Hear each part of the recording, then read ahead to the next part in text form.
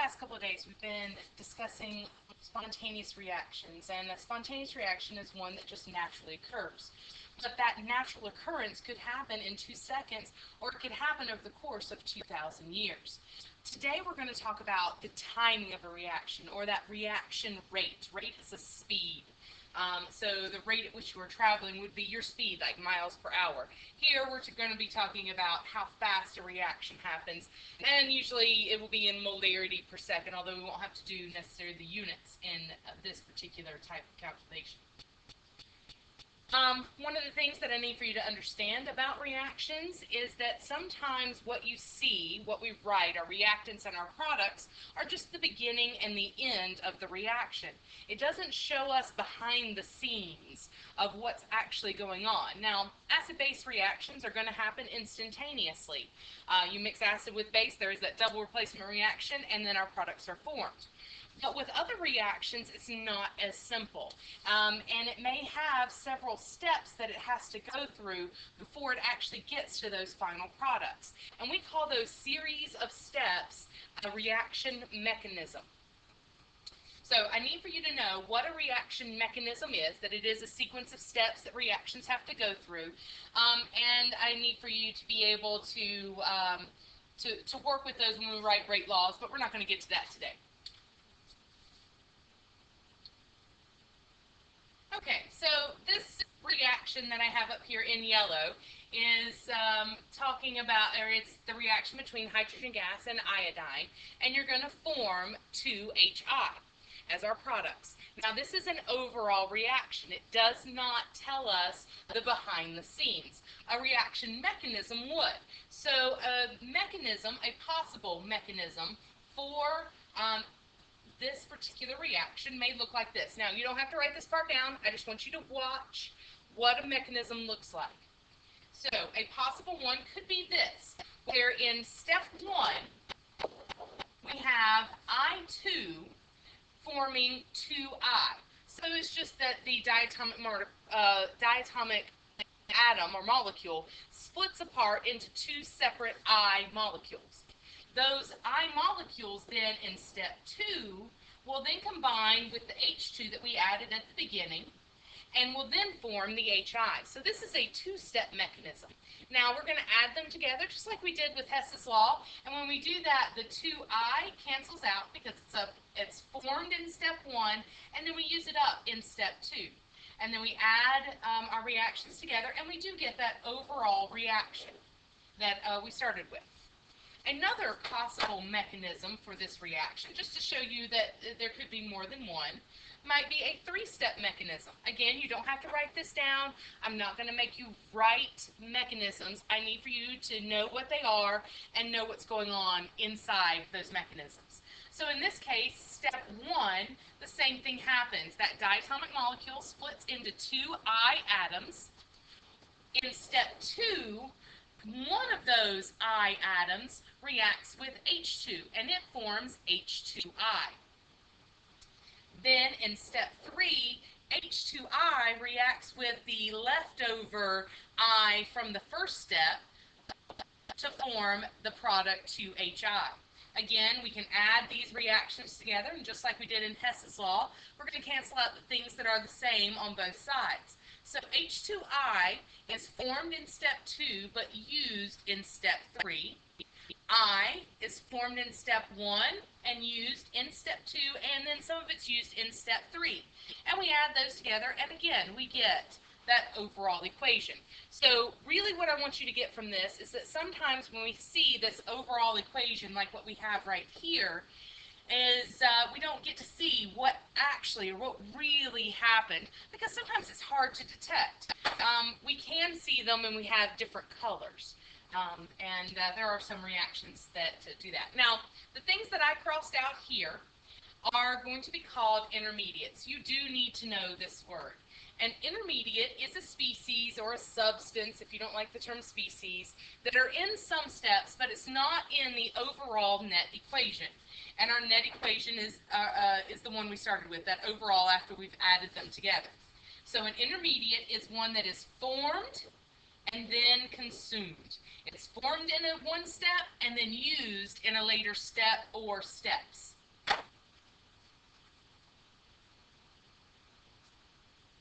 All right, now we're going to talk about the collision theory. It does involve collisions, so if you know that part, it'll help you out a whole lot. Also, tomorrow I'm going to have you explain things according to the collision theory. So I'm really going to need for you to understand it's not very difficult. What the collision theory says is that in order for two molecules to react, they must collide. And not just any old collision. They have to collide with enough energy. They've got to hit each other and actually collide, not just rub up against one another. Actually collide, but not any which way. They have to have favorable orientation and enough energy in order to react. If they have those two things, favorable orientation, which means they're lined upright, and enough energy, then we call that an effective collision. And those will result in actual products. So I have some pictures for you we'll look at. Favorable orientation, I want to talk about that first. This would be an HI molecule. I is the purple because it's a big old atom, and hydrogen is a little tiny one. This is what HI would look like as far as two molecules of it being in favorable orientation. Everything's nice and lined up. This is not favorable orientation. This is not favorable orientation. This, not favorable orientation. And neither is this. It's only when those two molecules hit and they are lined up will an actual reaction happen. All right, so that's favorable orientation. Now, let's talk about, we've got two things colliding here, and I'm going to show you different scenarios. So I have my little molecule with our two things bonded together. Here, they're lined upright, but when they collide, the collision is tiny, and they don't hit with enough energy. So there ends up being no reaction. You end up with the exact same molecules that you started with. So the collision is too gentle, so there is no reaction. Oops. Let's try and get this animation together. Now, here we have these guys. They hit with enough energy, but there is no favorable orientation. They are lined up poorly. So, again, there is no reaction. So let's see again. Here they're lined up correctly. They hit with enough energy.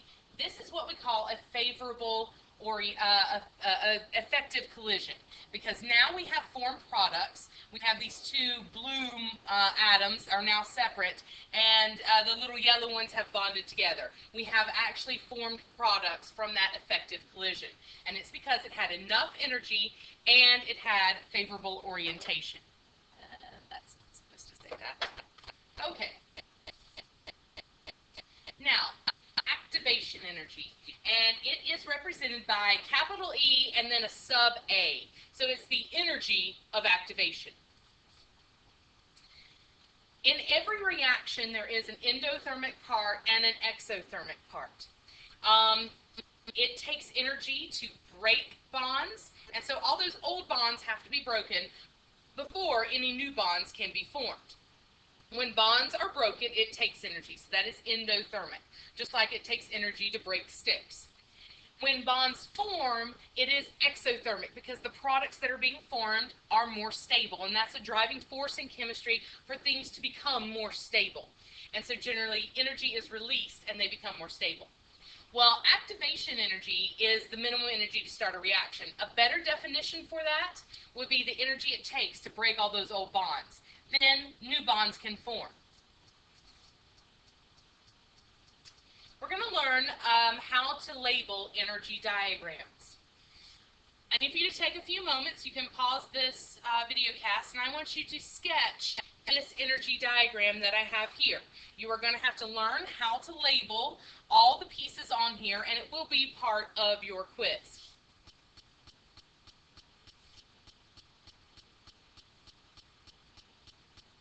And really, you can just sketch the general shape.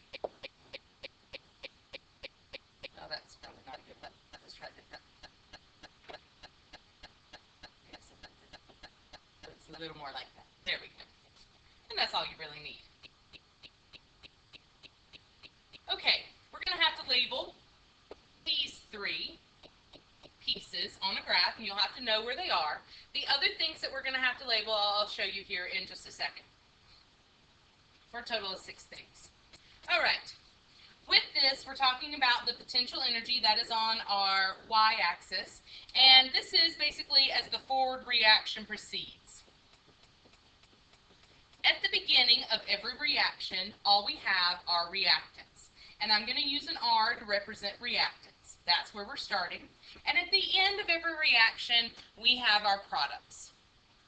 And so I'm going to put a P at the end because that's where my products are. When we start out, as this reaction begins to go, old bonds have to be broken, and so it has to take in energy. And the height of this hill is an indication of how much energy something has to take in. That entire part that I just now highlighted in red is the energy that it takes to break those old bonds. So that is going to be our activation energy. And it is always from your reactants to the top of the hill. It's how much energy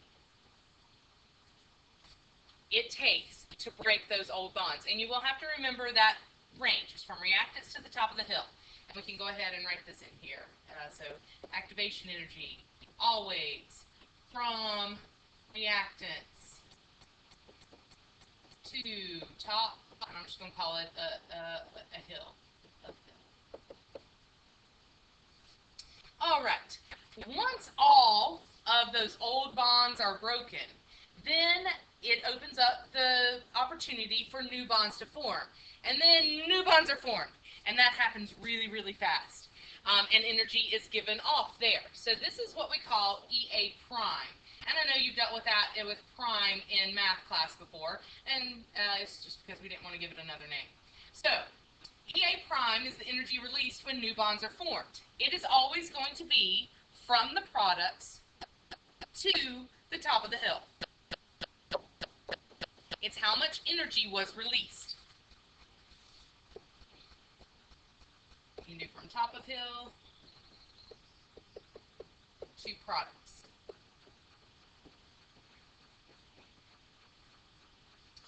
All right. Our next one is delta E. That is my total energy change from beginning to end. We don't care what happened in the middle. So it's from your reactants to your products. That is delta E. Beginning to end is your total change in energy.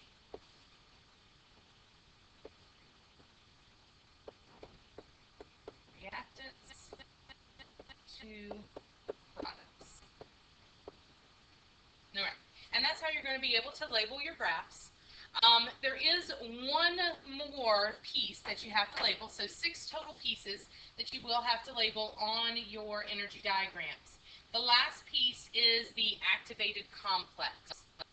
The activated complex is this weird sort of structure. It's not an intermediate. It's just this transitional structure that's after old bonds have broken, but before new bonds have formed. So it's just this kind of conglomeration of stuff. And I'll show you where that's located on the graph here in just a second. I'll give you time to write the definition.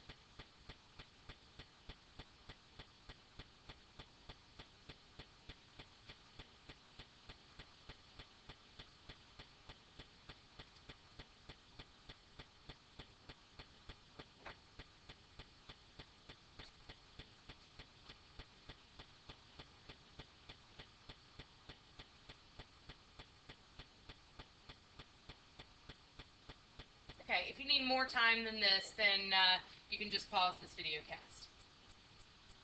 All right, so let's label that on our energy diagram. It is after old bonds are broken. So here, I'll do a different color now. Starting from our reactants, old bonds are broken here. Now, after the old bonds are broken, but before new bonds have formed, that is where your activated complex is. Your activated complex is always located at top of hill. Every single time.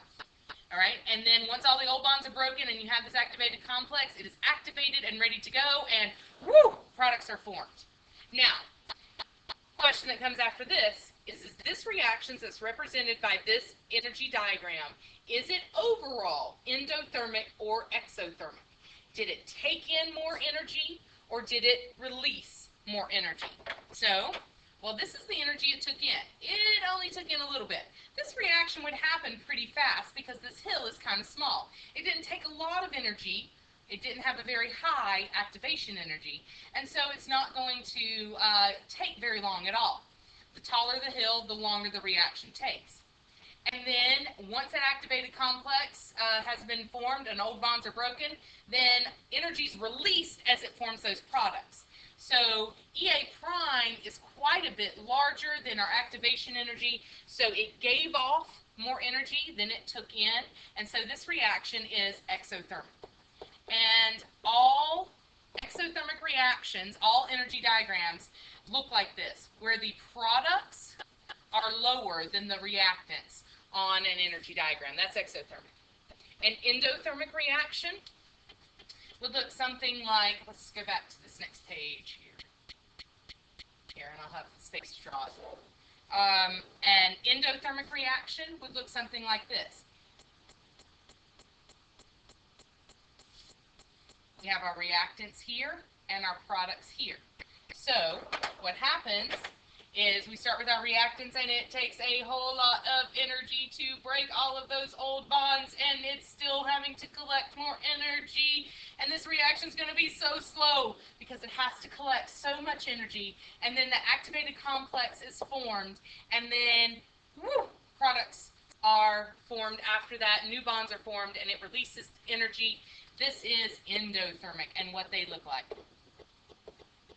Oops. Endothermic. There was an R in there. Okay. So that is what an endothermic reaction looks like. All right. We can read these in the forward direction, or we can look at them in the reverse direction. The reverse of this diagram that I just wrote would be very fast. Products, you break their old bonds. They now become your reactants, and then energy is released. So the reverse of an endothermic reaction is exothermic. And that's how you look at it in both directions. But we'll work a little more with that. Do learn what each of these things are, and how to label them, and how to tell whether a reaction is endothermic or exothermic. Because that'll help you out a whole lot on your test, and you will have one of these that you have to label both for your activity after this video cast today and on your test at the end of this chapter.